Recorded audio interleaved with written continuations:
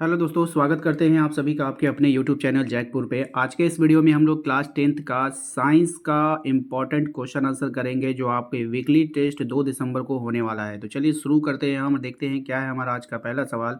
और यदि आप हमारे चैनल पे पहली बार आए तो चैनल को सब्सक्राइब करके बेल आइकन को दबा लीजिए ताकि इस तरह के वीडियो का नोटिफिकेशन आपके मोबाइल पर आता रहे। यहाँ पे सबसे पहला सवाल आपको दिखाई दे रहा होगा स्क्रीन पर। ध्यान से देखिएगा। कह रहा है कि चुंबकीय क्षेत्र रेखाएं चुंबक के किस ध्रुव से प्रकट होती है। बहुत ही इंपॉर्टेंट सवाल है आपके वीकली टेस्ट के लिए भी और फाइनल एग्जाम के लिए भी। उत्तरी ध्रुव से, दक्षिणी ध्रुव से, या फिर एक और दो दोनों, यानी कि उत्तरी और दक्षिणी दोनों होगा, या फिर इनमें से कोई नहीं। तो इसका जो राइट आंसर है वो है ऑप्शन नंबर 1, उत्तरी ध्रुव। तो चुंबकीय क्षेत्र रेखाएं चुंबक के किस ध्रुव से प्रकट होती है? तो उत्तरी ध्रुव से। ठीक है। अगला सवाल देखिए क्या है हमारा। कह रहा है कि क्वेश्चन नंबर 2 में फ्लेमिंग के वाम हस्त नियम में अंगूठे द्वारा क्या प्रदर्शित होता है? काफ़ी इंपॉर्टेंट है। धारा, बल, चुंबकीय क्षेत्र, या फिर इनमें से कोई नहीं। तो इसका जो राइट आंसर हो जाएगा वो हो जाएगा बल, ऑप्शन नंबर 2। ठीक है। क्वेश्चन नंबर 3 पे आते हैं। क्वेश्चन नंबर 3 में आपसे कहा जा रहा है कि दक्षिण हस्त अंगुष्ठ नियम में अंगूठे द्वारा किसकी दिशा संकेतिक होती है? धारा की, बल की, चुंबकीय क्षेत्र की, या फिर इनमें से कोई नहीं। तो इसका जो राइट आंसर है वो हो जाएगा आपका ऑप्शन नंबर 1, धारा की। ठीक है। अगला सवाल देखते हैं क्या है हमारा। क्वेश्चन नंबर 4 पे आते हैं। कह रहा है कि किसी प्रोटॉन का निम्न में से कौन सा गुण किसी चुंबकीय क्षेत्र में मुक्त गति कराते समय परिवर्तित हो जाता है? द्रव्यमान, चाल, वेग, या फिर आघूर्ण। इसका राइट आंसर हो जाएगा वेग, ऑप्शन नंबर 3। क्वेश्चन नंबर आते हैं 5 पे। क्वेश्चन नंबर 5 में आपसे कहा जा रहा है कि ऊर्जा का एसआई मात्रक क्या होता है? कैलोरी होगा, जूल होगा, ताप होगा, या फिर न्यूटन होगा। राइट आंसर है इसमें आप लोगों का ऑप्शन नंबर 2, जूल हो जाएगा। क्वेश्चन नंबर 6 पे आते हैं। क्वेश्चन नंबर 6 पे कहा जा रहा है कि नवीकरणीय ऊर्जा के स्रोत क्या हैं? नवीकरणीय जिसको हम लोग बार बार इस्तेमाल करते हैं, नाभिकीय ऊर्जा होगा, सौर ऊर्जा होगा, कोयले से प्राप्त ऊर्जा होगा, या फिर प्राकृतिक गैस से प्राप्त ऊर्जा होगा। राइट आंसर हो जाएगा ऑप्शन नंबर 2, यहाँ पे सौर ऊर्जा जिसको हम लोग बार बार इस्तेमाल करते हैं। क्वेश्चन नंबर 7 पे आते हैं। कह रहा है कि निम्नलिखित में से कौन नवीकरणीय ऊर्जा स्रोत है? कोयला है, सीएनजी है, पेट्रोल है, या फिर सौर ऊर्जा है। तो राइट आंसर हो जाएगा यहाँ पे ऑप्शन नंबर डी, यानी कि 4, सौर ऊर्जा। नेक्स्ट सवाल है हमारा। नवीकरणीय ऊर्जा का स्रोत है जैव गैस, कोयला, लकड़ी, या फिर पेट्रोलियम।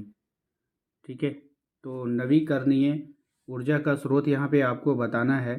तो इसका जो राइट आंसर हो जाएगा जैव गैस। अगला सवाल देखिए क्या है। क्वेश्चन नंबर 9 में कह रहा है कि तापीय विद्युत संयंत्र में क्या होता है? ठीक है। उष्मीय ऊर्जा विद्युत ऊर्जा में रूपांतरित होती है, गतिज ऊर्जा विद्युत ऊर्जा में रूपांतरित होगी, या फिर रासायनिक ऊर्जा विद्युत ऊर्जा में रूपांतरित होगी, या फिर नाभिकीय ऊर्जा विद्युत ऊर्जा में रूपांतरित होगी। तो इसका जो राइट आंसर होगा वो ऑप्शन नंबर 1 हो जाएगा। उष्मीय ऊर्जा जो है विद्युत ऊर्जा में रूपांतरित होती है। ये सवाल काफ़ी इंपॉर्टेंट है, इसको ध्यान में रखना है। नेक्स्ट सवाल देखिए क्या है। क्वेश्चन नंबर 10 में आपसे कहा जा रहा है कि निम्नलिखित में से कौन नवीकरणीय ऊर्जा के स्रोत के उदाहरण है? तो नवीकरणीय ऊर्जा के स्रोत के जो उदाहरण है, पवन चक्की होगा, जल पंप होगा, विद्युत जनित्र होगा, या बायोमास संयंत्र होगा। राइट आंसर हो जाएगा यहाँ पे ऑप्शन नंबर आपका 4, यानी कि बायोमास संयंत्र। ठीक है। अगला सवाल देखिए। क्वेश्चन नंबर 11 में आपसे कहा जा रहा है कि अनवीकरणीय ऊर्जा के स्रोत क्या है? अब ये अनवीकरण होगा, यानी कि ये खत्म होने वाले संसाधन होंगे, पवन, सूर्य, कोयला, या फिर जल। तो राइट आंसर बताइए इसका क्या हो जाएगा? ठीक है। अनवीकरणीय ऊर्जा के स्रोत। इसका आंसर आप लोग कमेंट बॉक्स में कमेंट कर दीजिए कि क्वेश्चन नंबर 11 का जो आंसर क्या होगा। ठीक है।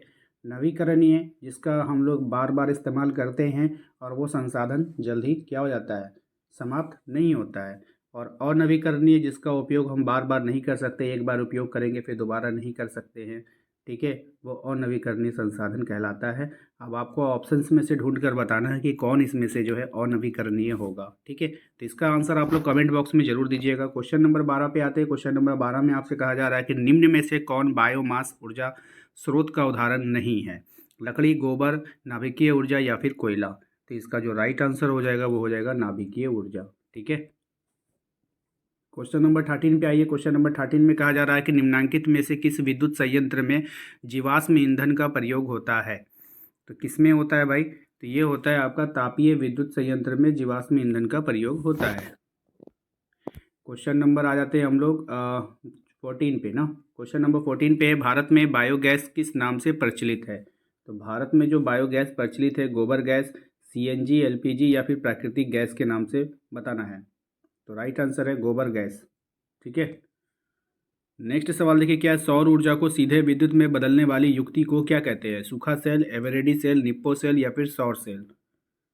तो सौर ऊर्जा को सीधे विद्युत में बदलने वाली जो युक्ति है उसको हम लोग क्या कहते हैं, आपको बताना है। तो उसका जो राइट आंसर हो जाएगा ऑप्शन नंबर 4 हो जाएगा, सौर सेल। क्या हो जाएगा? सौर सेल। याद रखिएगा, उसको हम लोग कहेंगे सौर सेल। तो उम्मीद करते हैं कि आप लोगों को अच्छा लगा होगा। 15 क्वेश्चन आप लोगों का हुआ है, 15 में से आपने कितना नंबर लाया कमेंट कर हमें ज़रूर बताइएगा। मिलते हैं हम लोग अपने अगले वीडियो में। वीडियो को लाइक कर दीजिए, चैनल को सब्सक्राइब कर लीजिए। जय हिंद, जय भारत।